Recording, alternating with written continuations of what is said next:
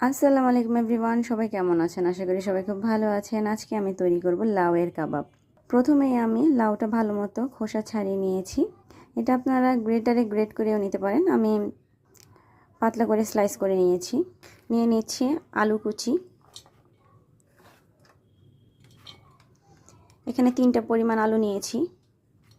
আদা বাটা হাফ চামচ, রসুন বাটা হাফ চামচ, মরিচ গুঁড়ো 1 চামচ। ঝাল বেশি খেতে চাইলে আর একটু দেওয়া যাবে। যেহেতু আমি কাঁচা মরিচ অ্যাড করব, তাহলে আমি মরিচ গুঁড়োটা একটু কম নিচ্ছি। হলুদ গুঁড়ো 1 চামচের চাইতে একটু কম। ভাজা জিরে গুঁড়ো 1 চামচ। গরম মশলা গুঁড়ো হাফ চামচ। লবণ স্বাদ মতো। কর্নফ্লাওয়ার 1.5 চামচ।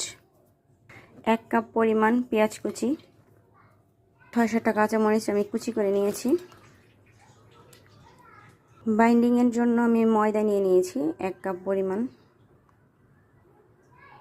সবগুলো এখন ভালো করে আমি মিক্সড করে নেব। মিক্সড করা হয়ে গিয়েছে। এখন আমি কাবাবের শেপ দিয়ে ডুবো তেলে ভেজে নিব। তেলটা গরম হয়ে গিয়েছে। চুলার আঁচটা একটু মিডিয়াম হিটে রাখতে হবে। সবগুলো আমি সেম প্রসেসে ভেজে নেব। এই তো তৈরি হয়ে গেল লাউয়ের কাবাব। এটা সাদা ভাত, সাদা পোলাও অথবা বিকেলের স্ন্যাক্স হিসেবেও রাখা যেতে পারে। ভিডিওটি যদি ভালো লেগে থাকে তাহলে লাইক, ফলো, শেয়ার দিয়ে পাশে থাকবেন। আর যদি ইউটিউব চ্যানেল থেকে দেখে থাকেন তাহলে চ্যানেলটি সাবস্ক্রাইব করে দিবেন। বাসায় ট্রাই করবেন। ভালো থাকবেন সবাই।